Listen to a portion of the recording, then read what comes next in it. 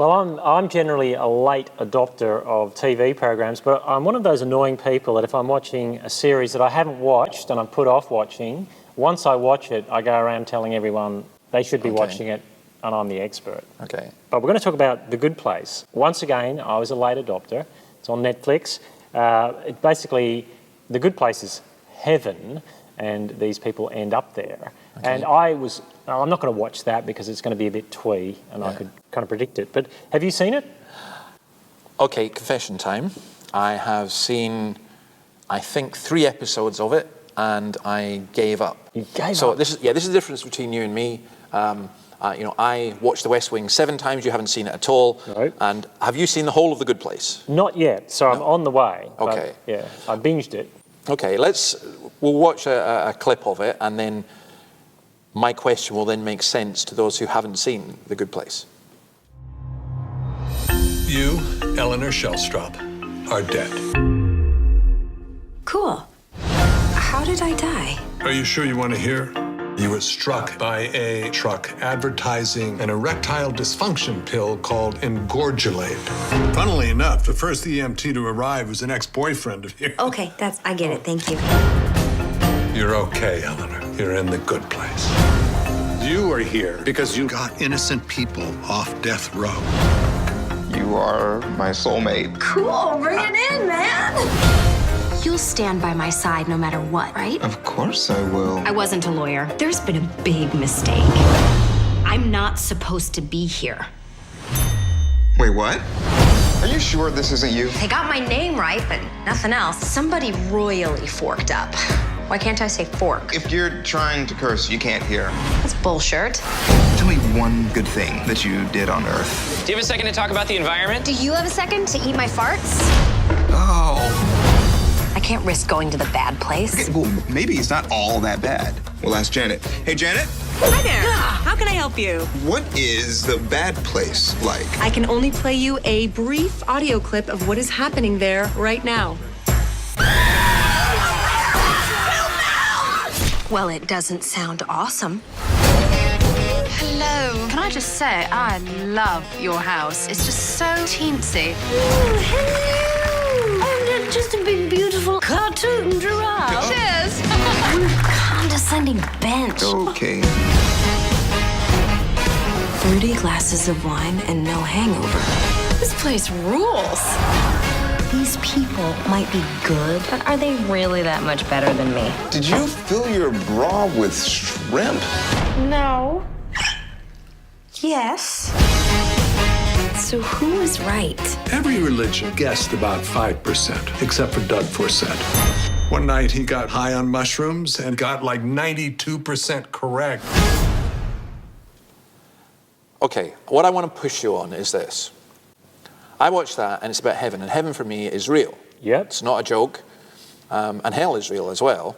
And here's a television program that seems to be, well, it is, making heaven into a kind of joke. So how can you justify watching it, or is that a wrong analysis of it? You've watched it more, and you've stuck with it more, and sometimes you have to stick with something. Like Breaking Bad, I thought, I'm not watching this because it's just awful, the first 2 episodes, and yet by the time got a bit further on, I was totally hooked and thought it was great. So okay, explain. I'm going to start with Breaking Bad because I watched the whole series of Breaking Bad, and it's as addictive as Walter's product.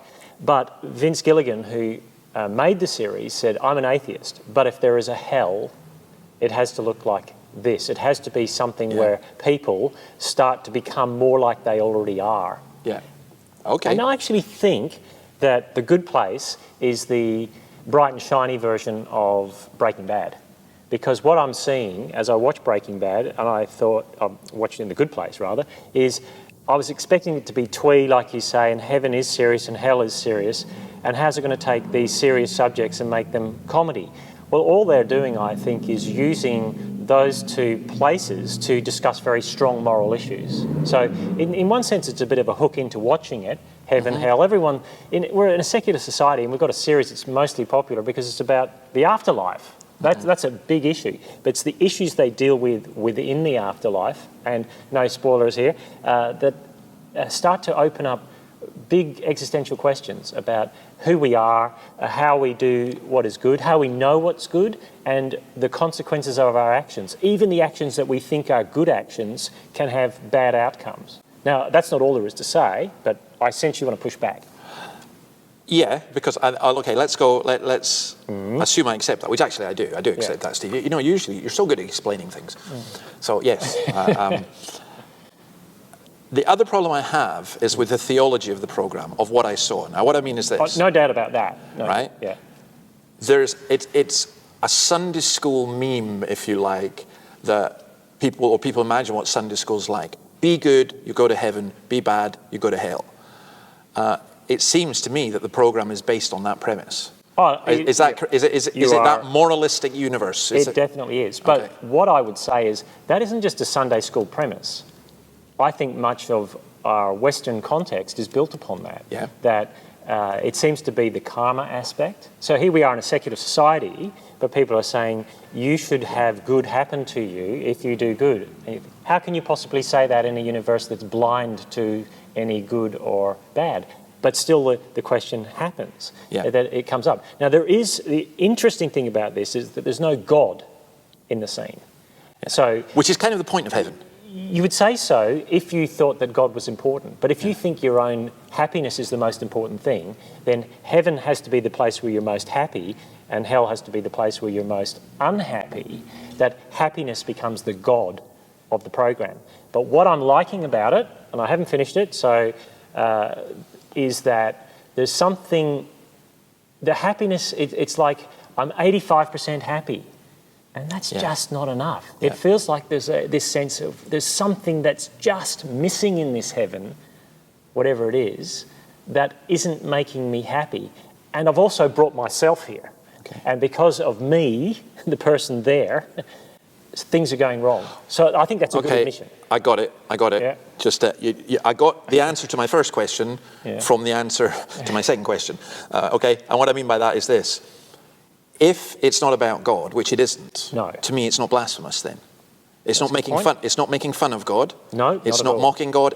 God is basically excluded, and let's just broaden it a little bit to talk about heaven and hell, because we're saying a moralistic view of the universe is an instinctive, natural one for us, but the Christian gospel says more than that. But let's even stick with the moralistic view just now.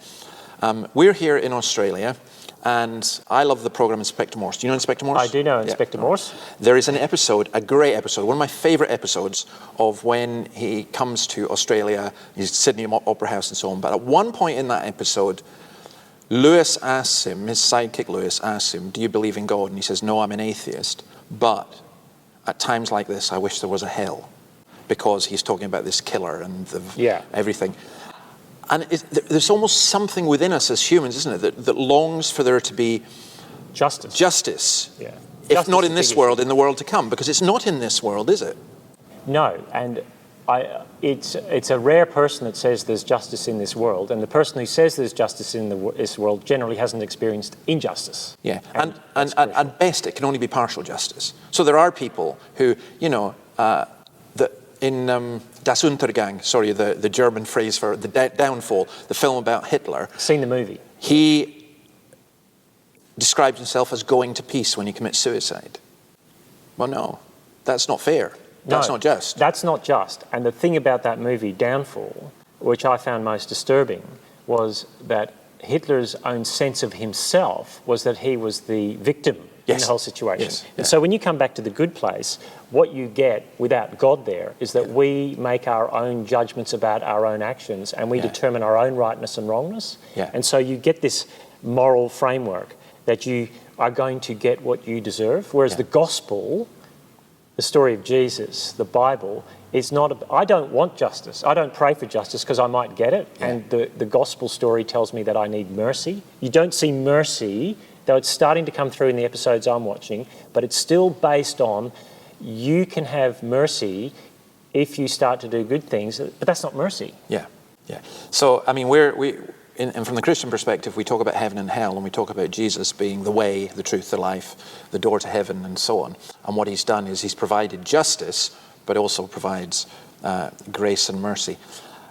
Why do human beings... Okay, here's a verse from Ecclesiastes. God has made everything beautiful in its time. He has also set eternity in the hearts of men, yet they cannot fathom what he has done from beginning to end. What a burden God has laid on men. Isn't that the most true thing? That there's this burden of eternity that human beings, no matter who, no matter their background, have this consciousness of there's something more. Do you agree with that? Yeah, I agree with that 100%. We're finding it odd that I'm agreeing with you on so much. Well, this is the Bible, and we're both Christians, so yeah. Well, we would hope so. We'd hope we would agree, but isn't that's a... Well, it's interesting. It's an astounding... A series such as The Good Place, we're talking Hollywood, we're talking a very liberal view of the world, still has that deep within it. And I think that's a great place to start with people, for people who may not even think anything about God in the traditional way, to go, I still have to answer that question about justice. And I also have to answer that question about what would justice look like for me, given what I'm actually like. And I think that's what makes The Good Place a good place to start. Okay. Can I make a confession? Okay, on camera. On camera? Yeah. No, it's this. I, as a child, teenager, adult even, the concept of eternity both blows my mind and scares me. And, I have it there, it's conscious. I mean, it's the reason I didn't become an atheist, was because I knew that there was something beyond. As a Christian, how can we be reassured about, kind of heaven and hell? Because I tend to think the reality is earth. Was it C.S. Lewis talks about the Shadowlands? We're living in the Shadowlands. But the reality is really heaven. It's not some ethereal thing, is it? That's the thing, isn't it? That even when you watch The Good Place, they can't make it as real as heaven would be in what C.S. Lewis talks about, for example, how real heaven is compared to even here on earth. I get freaked out by the thought of eternity. Yeah. But you'd have to go back to Jesus and say that the one who has died and been raised understands that far better than we do. Because it freaks me out to think about that this is something that I'm going to look back on in a million years' time and it'll feel like a shadow. Yeah. And The Good Place starts to delve into that. Yeah. And I've appreciated it for that. And that is the most vital and the most essential thing. Again, and for people who are watching this, I think it's maybe a good place for us to close. We talk about the third space that we're involved in, and we're thinking about almost this is like a waiting room. It's not purgatory after we die, but this is the waiting room now, and we're determining whether we go to heaven or to hell. And if even a show like The Good Place provokes us a little bit to think about that, it can't be a bad thing. But we are dealing with really weighty, heavy matters, eternity and time and our destination. And again, thank you for discussing with me and putting me right on that program. I may go and watch it again. Yeah, thanks. God bless you.